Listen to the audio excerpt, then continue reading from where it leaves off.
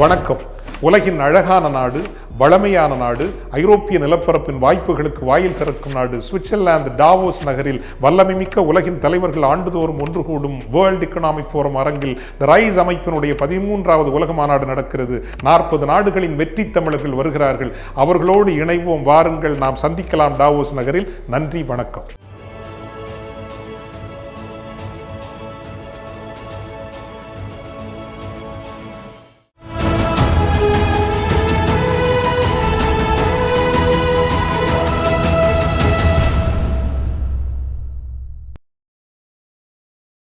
தமிழர் நேயர்களுக்கு அன்பு வணக்கம். நம்மோட மூத்த அரசியல் விமர்சகர் திரு அல்லூர் ஸ்ரீனிவாசன் இணைந்திருக்கிறார். வாருங்கள், அவரோட பேசலாம். சார் வணக்கம்.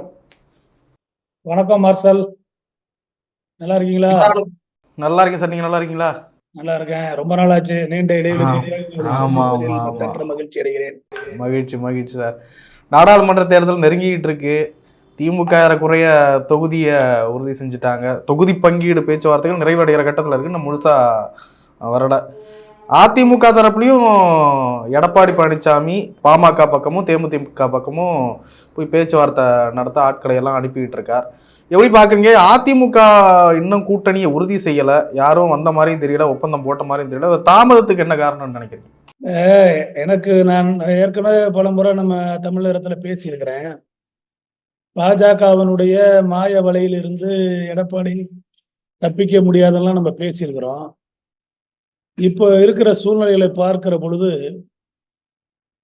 எடப்பாடிக்கும் பாஜகவுக்கும் ஒரு திரைமறைவில் ஒரு அண்டர்ஸ்டாண்டிங் இருக்குமோங்கிற ஒரு சந்தேகம் எனக்கு இருக்கு.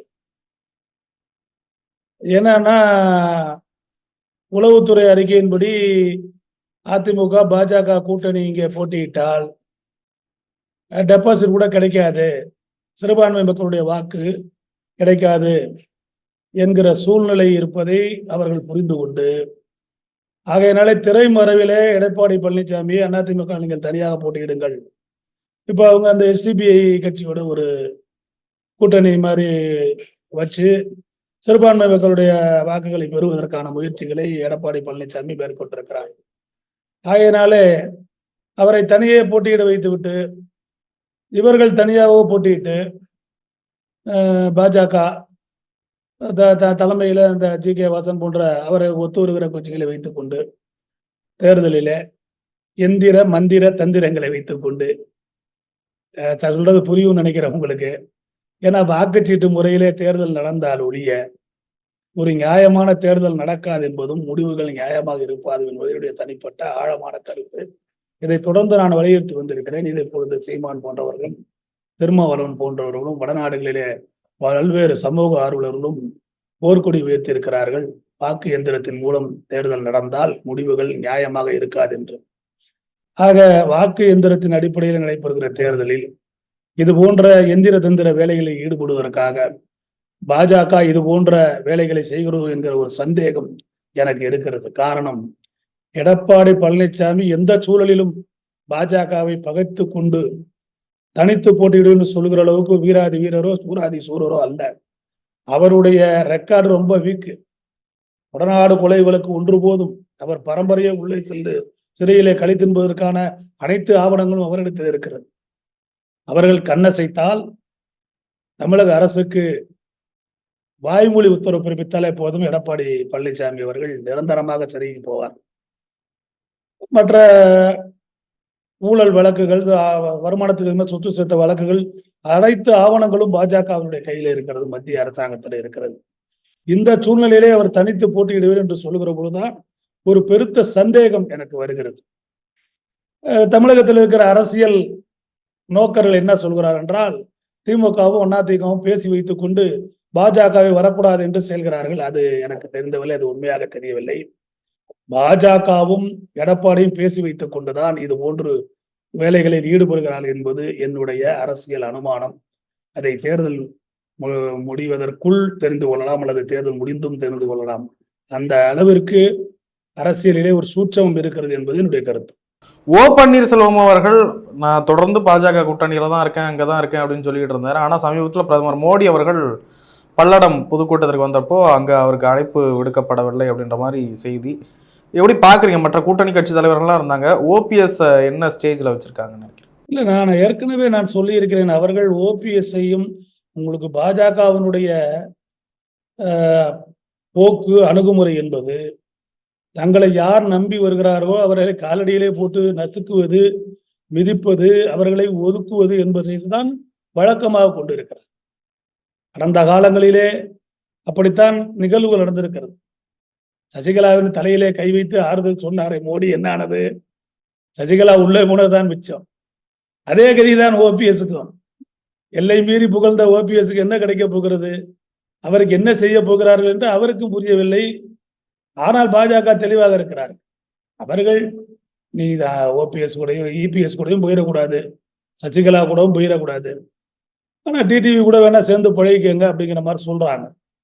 ஏன்னா டிடிவி உள்ள எடுத்து ஆளுக்கு ஒரு சீட்டு 2 சீட்டு எங்க கூட இருங்கன்னு சொல்லி இவர்களையும், அதாவது அரசியல் ரீதியாக இவர்களை பிரித்தாள்வது, இவருடைய வாக்கு வங்கியை சிதைப்பது என்கிற ஒரு திட்டம். வேறு வழி இல்லை. டிடிவி தினகரன் யார்கிட்ட போய் கூட்டணி வச்சுக்குவாரு, ஓபிஎஸ் யார்கிட்ட போய் கூட்டணி வச்சுக்குவாரு?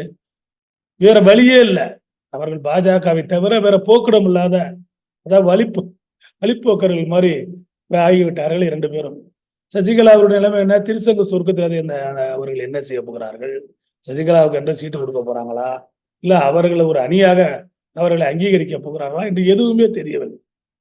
ஆக அந்த ஒரு எல்லோரையும் அப்படி ஒரு சூழலே பாஜக வைத்திருக்கிறது. சரி, எங்களுக்கு வேண்டாம் பாஜக, காங்கிரஸோட கூட்டணி வரும்னு சொல்ற தைரியம் எடப்பாடி பழனிசாமிக்கும் இல்லை, ஓபிஎஸ் தினகரன் கூட்டணிக்கும் இல்லை. ஆக இதன் பின்னணியிலே எல்லாமே பாஜகவினுடைய சதி வலைகள், சூழ்ச்சி பின்னப்பட்டிருக்கிறது என்பதுதான் என்னுடைய ஆணித்தரமான கருத்து. எடப்பாடி பழனிசாமி தலைமையிலான அதிமுகவுக்கு தற்பொழுது என்ன பலம் இருக்குன்னு நினைக்கிறீங்க சார்? பலம் இருக்கிறது இல்லை என்பது தேர்தலுக்கு பின்னாலே தான் தெரியும். ஆனால் அவர்கள் சேர்ந்து நிற்பதனால் என்ன நடக்கப் போகிறது? அவர்கள் சிறுபான்மையின மக்கள் நிச்சயமாக பாஜக ஓட்டு போட மாட்டார்கள். பொதுவாக பாஜக கூட்டணி என்றாலே ஓட்டு போட மாட்டார்கள். அதுக்கு காரணம் என்னவென்றால், தமிழ்நாட்டிற்கு பாஜக செய்திருப்பது என்ன? நீங்க ஜிஎஸ்டி வரி எடுத்துங்க, மற்ற ஏதாவது நான் கொடுக்குற வரி ₹1 கொடுத்தா 26 காசு நமக்கு தராங்க. இதே உத்தரப்பிரதேசத்துக்கு ₹1 கொடுக்குறவனுக்கு ₹1 26 காசு தராங்க. இது எல்லாம் இங்க இருக்கிறவனுக்குலாம் தெரியாதா? தமிழகத்தில் இருக்கிற அத்தனை பேருக்கு தெரியும். தமிழ்நாட்டுக்கு வருகிற பொழுது அவர் மோடி தருகிற ஒன்று தப்பா திருக்குறளை சொல்லுகிறார், வேட்டிக்கடை கட்டி கொடுக்கிறார், பட்டை நாமத்தை போடுகிறாரு, பஜனை பாடல்களை பாடுகிறார். தமிழாய்ந்த தமிழர்கள் போல ஒரு மிகச்சிறந்த ஒரு நடிப்பை, சிவாஜியா இருந்தாருன்னா கூட அவரே நொந்து போவார், ஏன்னா நம்மலாம் கூட இப்படி நடிக்க முடியலன்னு.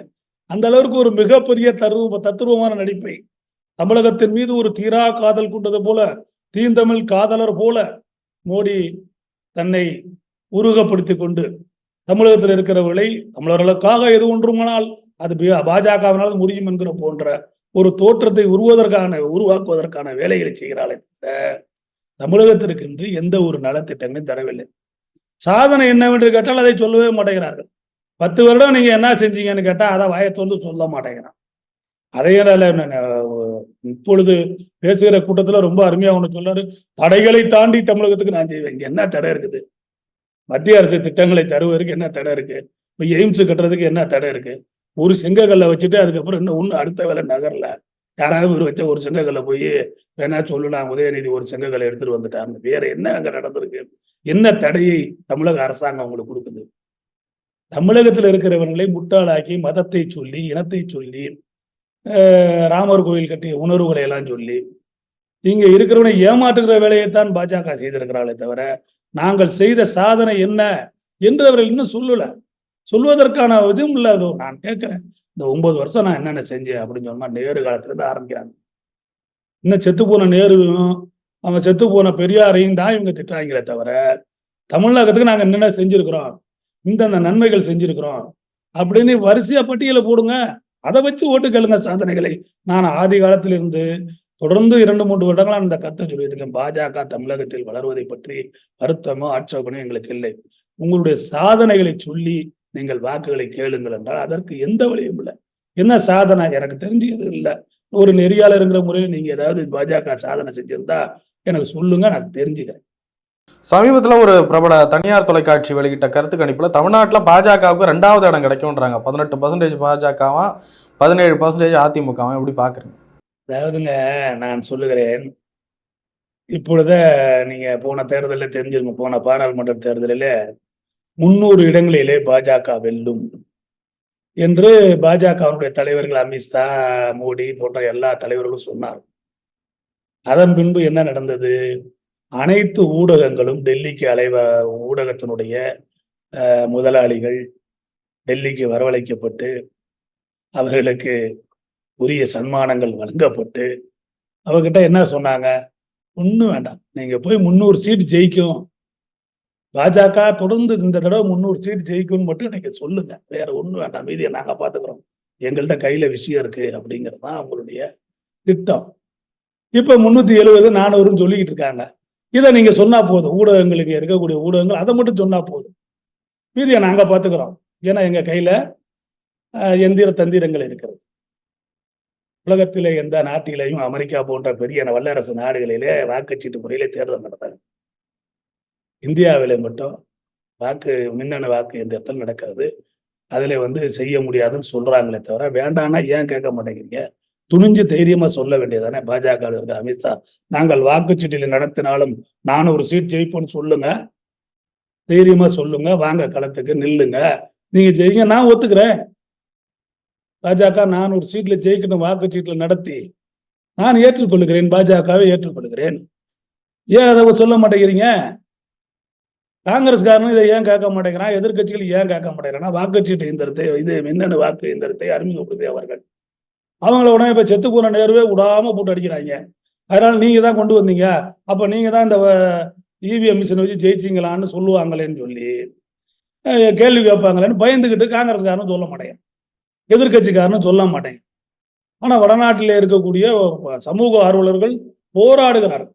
பல இடங்களில் மின்னணு இயந்திரத்தை உடைப்பதற்கான போராட்டங்கள்லாம் கூட நடந்து கொண்டு இருக்கிறது. ஆக இதெல்லாம் ஒரு திட்டமிட்ட ஒரு வழக்கமான நடைமுறை. எல்லா ஊடகங்களையும் கருத்து கணிப்பு என்கிற பெயரில் 300 சீட் 400 சீட் வரும், மீண்டும் நரேந்திர மோடி தான் பிரதமர் ஆவார் என்ற ஒரு தோட்டத்தை உருவாக்கிவிட்டு இந்த பக்கம் மிஷினை வச்சு ஜெயிச்சிட்டோம்னா, அன்றே சொன்னது, ஊடகங்கள் கணித்தது, ஊடகங்கள் கணிப்பு நிரூபணமானது என்றெல்லாம் சொல்லி இந்த ஊடகங்கள் தாங்கள் வாங்கிய ஸ்வீட் பாக்ஸுக்கு விசுவாசம் இருப்பார்கள் என்பது என்னுடைய கருத்து. எப்படி பாக்குறீங்க சார்? தமிழ்நாட்டில் பாஜக வளர்ந்துருக்கா? அண்ணாமலை இந்த யாத்திரை எல்லாம் போனாரு, எப்படி இருக்குன்னு நினைக்கிறீங்க? பாஜக வளர்ந்திருக்கிறது ஒரு 1/2% வளர்ந்திருக்கு. ஆட்சியை பிடிக்கிற அளவிற்கோ பாராளுமன்ற தொகுதியில பல தொகுதிகளை பெறுவதற்கோ அந்த கட்சி வளரவில்லை. ஏன்னா தமிழகத்துல ஒரு கட்சி ஜெயிக்கணும்னா 30% திமுகவுக்கும் அதிமுகவுக்கும் பாத்தீங்கன்னா 3-4% தான் வாக்கு வித்தியாசம். பாஜக 7-6, 7-5 உள்ளதான் இருக்குது. ஒரு 1/2% வளர்ந்தா அதை வச்சு நாங்க ஆட்சியை பிடிச்சோம்னா இதெல்லாம் ஏமாத்து வேலை. அதற்கு ராமர் கோயில் கட்டினார்கள், இந்துக்கள் உணவு வாக்களித்தார்கள் என்று ஒரு கதையை சொல்றதுக்காக அந்த வேலையெல்லாம் செய்யறாங்க. அப்படியெல்லாம் டிராஸ்டிக், அதாவது பயங்கரமான ஒரு வளர்ச்சி வரல. ஒன்றே ஒன்று வந்திருக்கிறது, ஊர்ல இருக்கிற ரவுடிகள் எல்லாம் இந்த கட்சியில சேர்ந்திருக்கிறார்கள். பல்வேறு பண மோசடி பண்றவன் போறவன் வரவன் எல்லாரும் இப்ப என்ன பண்ணிட்டான், அந்த மத்தியில வருமான வரித்துறையும் அமலாக்கத்துறையும் அவரிடத்துல இருக்கிறது, சிபிஐ அவர்கள் இது போயினால தப்பு பண்றவன் உள்ள இப்ப ஒரு காலத்துல அந்த காலத்துல காங்கிரஸ்ல போய் சேர்ந்தான், ஏன்னா சொத்தை காப்பாத்தி வருது. அதே போல இப்ப பாஜகவில் சேர்ந்திருக்கிறார்கள். அதை வளர்ச்சின்னு சொல்ல முடியாது, அது வீக்கம்னு வேணா சொல்லலாம். தங்களை காப்பாற்றிக் கொள்வதற்காக சிலர் கட்சியில சேர்ந்தா அந்த கட்சி வளர்ந்ததாக அர்த்தம் கிடையாது. மக்கள் தன்னெழுச்சியாக எழுந்து இந்த கட்சிக்கு வாக்களிக்க வேண்டும் என்று முடிவெடுத்தால் அது வளர்ச்சி. ஆனால் ஒரு கருத்து இருக்கு மக்கள்கிட்ட, இந்துக்களுக்காக இதை செய்யறாங்க, கோயிலை கட்டுறான், குளத்தை கட்டுறான் அப்படிங்கிற மாதிரி இருக்கு. ஆனால் அது வாக்குகளாக மாறுமா என்றால் மாறுவதற்கு வாய்ப்பு இல்லை. ஏன்னா இங்கே எல்லாரும் திமுக அதிமுக எல்லா கட்சியும் எல்லாரும் சாமி கும்பிட்றான், எல்லாரும் குலதெய்வம் போறான், எல்லாரும் கோயிலுக்கு கடா வெட்டுறான். அதனால இவர்கள் கொண்டு வந்த ராமரையோ இல்ல கிருஷ்ணரையோ இவர்கள் சொல்லுகிற கடவுளை நம்பி வாக்க மாட்டார். கடவுளை வைத்து இங்கே வாக்குகள் சேகரிக்க முடியாது. அந்த உணர்வு இருக்கிறது. நான் பேசியவைகளே பலர் இந்துக்களிலே பலர் அதை ஏன் ராமர் கோயில் கட்டினான், அதெல்லாம் அதையே நம்ம விமர்சிக்கணும் என்கிற அளவிற்கு பேசுகிறார்களே தவிர அவர்கள் வாக்களிப்பார்கள் என்ற நம்பிக்கை எனக்கு இல்லை. தமிழகத்திலே அந்த மாதிரி வாக்கும் அளிக்க மாட்டார். அகில இந்திய அளவு எப்படி இருக்குன்னு நினைக்கிறீங்க சார்? இந்தியா கூட்டணி வெர்சஸ் என்டிஏ கூட்டணி. இந்தியாவெங்கிலும் அதான் நிலைமை. நீங்க நான் சுருக்கமா சொல்றேன். ராகுல் காந்தி யாத்திரை, ஜோடா யாத்திரையா இருக்கட்டும், இப்ப போற யாத்திரையா இருக்கட்டும், கூட ஒரு கூட்டத்தை பாருங்கள். ராஜீவ் காந்தி மக்களிடத்துல பழகிறத பாருங்கள். ராஜீவ் காந்தி இடத்துல, அது ராகுல் காந்தி இடத்துல, மன்னிக்கவும், ராகுல் காந்தி இடத்துல எந்த அளவிற்கு, அதாவது ராஜீவ் காந்தி கிட்ட எந்த அளவிற்கு மக்கள் அவ்வளவு ஒரு பாசத்தோடும் அன்போடும் தங்கள் குடும்பத்தில் ஒருவராக பழகினார்களோ, அதே போல ராகுல் காந்தி இடத்துல பழகிறார்கள். நான் இன்னும் சொல்ல போனா ராஜீவ் காந்தி விட ராகுல் காந்தி ரொம்ப சிம்பிள். அதாவது மிகவும் எளிமையாக எல்லா இடத்துலயும் லாரி டிரைவரோட லாரியில போறாரு, சாதாரண ஏழை மக்கள்கிட்ட பழகுறாரு. அதுல ஒன்றும் நடிப்பு இல்லை, ஏன்னா யதார்த்தமான அது அந்த நேரு குடும்பத்திற்கு அந்த பாரம்பரியம் உண்டான பாரம்பரியத்தோட போறாரு. மக்கள் எழுச்சியோடு இருக்கிறார். நான் ஒரு கருத்துக்கு ஒரு சவால் விடுறேன். பாஜக இருக்கவங்க என்கிட்ட நேரடியா சவாலுக்கு வாங்க. வாக்குச்சீட்டு இப்படி நடந்தால் ராகுல் காந்தி 400 சீட் ஜெயிக்கிறார், நான் சவால் விடுறேன், நீ சவால் விடுப்பாங்க. வாக்குச்சீட்டின் படுத்தி நான் 400 சீட் ஜெயிக்கிறேன் என்று அமித்ஷாவை சொல்லுங்கள். நான் சொல்லுகிறேன், வாக்குச்சீட்டுப்படி தேர்தல் நடந்தால் ராகுல் காந்தி 400 சீட் ஜெயிக்கிறார், காங்கிரஸ் கட்சி இந்தியா கூட்டணி ஜெயிக்கும் என்று நான் உறுதியாக சொல்கிறேன். உங்களால் சொல்ல முடியுமா? சவாலுக்கு தயாரா? வருகிறீர்களா? சொல்ல முடியுமா உங்களால்? சொல்லுங்க பார்ப்போம். வாக்குச்சீட்டுப்படி தேர்தல் நடத்தி 400 சீட் ஜெயிக்கிறோம், ராகுல் காந்தியை வீழ்த்தி காட்டுகிறோம் என்று சவால் விட்டு வாருங்கள், நான் பாஜக ஏற்றுக்கிறேன். ஆனா எல்லா எக்ஸ்பெரிமெண்ட்டும் பண்றதுக்கு தயாருன்றாங்களே சார் தேர்தல் ஆணையமே. அது ஒரு கால்குலேட்டர் மாதிரி தான், எதுவும் பண்ண முடியாதுன்றாங்க. அதாவது நான் ரொம்ப உங்கள்கிட்ட போக வேண்டாம், சுப்பிரமணிய சாமியை கூப்பிட்டு அவரே கேளுங்க, அவர் சொல்லுவார். நிறைய வலைதளங்கள்ல வந்திருக்கு. செய்ய முடியாதுன்னு அந்த நிபுணர்கள் சொல்லி இருக்கிறார்கள். இதுல தொடர்புடையவர்கள் ஒருத்தர் லண்டன்ல இருந்து உங்க பேர் நல்ல பேர், ஒரு சமூக ஆர்வலர் தப்பி போயிருக்காரு, கோபிநாத் முண்டே என்பவர் கொலை செய்யப்பட்டு விட்டார். விபத்து என்கிற பெயர்ல இந்த செஞ்ச டீம்ல ஒருத்தர் எஸ்கேப் ஆகி போய் அமெரிக்கா இது லண்டன்ல இருந்து பேட்டி கொடுத்திருக்கிறார்கள். அதெல்லாம் சமூக வலைதளத்துல வந்திருக்குது. அதெல்லாம் ஒன்றும் அதை பத்திரிகைகள் மீடியாக்கள் பெருசா சொல்ல மாட்டாங்க. ஏன்னா அவர்கள் இருப்பது வேறு உலகம். அரசாங்கத்தை அனுசரித்து ஊடகங்களை நடத்த வேண்டிய நிலைமையில் இருக்கிறார்கள். அதெல்லாம் அவங்க சொல்ல மாட்டாங்க. செய்ய முடியாது அப்படிங்கிறது நிரூபிக்கலாம். அதுக்கு எவ்வளவு ஏன்னா அவங்கள்ட்ட இருக்க ஒரு 4 புட்டியை கொண்டாந்து காமிச்சு இங்க பாருங்க எதுவும் செய்ய முடியாதுன்னு சொல்லலாம். மீதி இருக்கிற மறைமுக அவர்கள் செய்து இருக்கிற 20,000 பொட்டிகள் ஆர்டி தகவல் அறிமுகப்படுத்துறது கேட்ட பொழுது தேர்தல் பொட்டிகளே இல்லைங்கிறான். எனக்கு மின்னணு எந்திரங்களை 20 லட்சம் மிஷின்கள அங்கேயே இல்லைன்னு பதில் கொடுக்குறாங்களே. தேர்தல் நான் ஏற்கனவே பேசியிருக்கிறேன். இதை என்னை போன்ற நிறைய பேர் சொல்லியிருக்கிறோம். மின்னணு வாக்கு எந்திரத்தில் ஹேக் பண்ண முடியும், தேர்தல் வெற்றியை மாற்ற முடியும் என்று பல நிபுணர்கள் செய்திருக்கிறார்கள். அதற்கான உதாரணங்களை நான் சொல்லி இருக்கிறேன், நிரூபித்திருக்கிறார்கள். நான் சொல்லுகிறேன், எப்போ உங்க மேல ஒரு சந்தேகம் வந்துருச்சோ நீங்க ஆனஸ்டா இருக்க, வெளியே வாங்க, வாக்குச்சீட்டு நடத்துறோம்னு சொல்லுங்க, அமெரிக்கா நடத்துறேன்னு சொல்லுங்க. அமெரிக்கால 50 மாகாணத்தில் நடத்துறான், காலையில் நடத்தி ராத்திரி விடியறதுக்குள்ள சொல்லி போறானே. நீங்க எதுக்கு போட்டியே போய் அங்க தூங்க வைக்கிறீங்க? தூங்க நேரத்தில் நீங்க வேலை பாக்குறீங்க. நான் என்ன சொல்றேன், நேரடி சவாலுக்கு வா, வாக்குச்சீட்டு எப்படி நடத்து, வேண்டாம் வேண்டாம் ஈவம் என்பதுதான் இன்றைக்கு சமூக ஆர்வலருடைய உரிமை குரலாக இருக்கிறது. வாங்க, மக்கள் சந்தேகப்படுறாங்க, நாங்க யோக்கியமா நடத்துறோம், வாக்குச்சீட்டு நடத்துறோம், நாங்க ஜெயிச்சு காமிக்கிறோம், சவால் விடுங்க, வாங்க நான் ஏத்துக்கிறோம். அதுக்கப்புறம் நாங்க ஏதாவது பேசினா நீங்க ஏன்டா பேசுறீங்கன்னு கேளுங்க. அதை ஒருத்தனும் பேச மாட்டாங்கிறாங்களா? வாக்குச்சீட்டு இயந்திரத்தில் எதுவும் செய்ய முடியாது, அப்படிதான் சொல்லுவோம். ஊழல் பண்றேன், நான் ஊழல் பண்றேன்னு சொல்றானா? நிரூபித்தால் நான் அரசியல் விட்டு விலகுகிறேன் அம்மா. ஏன்னா அவன் நிரூபிக்க முடியாத அளவுக்கு தப்பு பண்ணியிருக்கான்னு அர்த்தம். தப்பே நடக்கலன்னு அர்த்தம் கிடையாது. ஊழல் எப்படி வேணாலும் செய்யலாம்.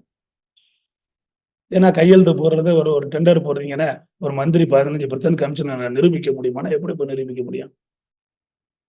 டெண்டர்ல இருக்க பணத்தை வேலை நடக்குது, அதுல கணக்கு எழுதுறாங்க. 15% மந்திரி பையனு கொடுத்ததை எப்படி நிரூபிப்பீங்க? துணிவிருந்தால் நிரூபித்து காட்டுங்களா, எங்க போய் நிரூபி?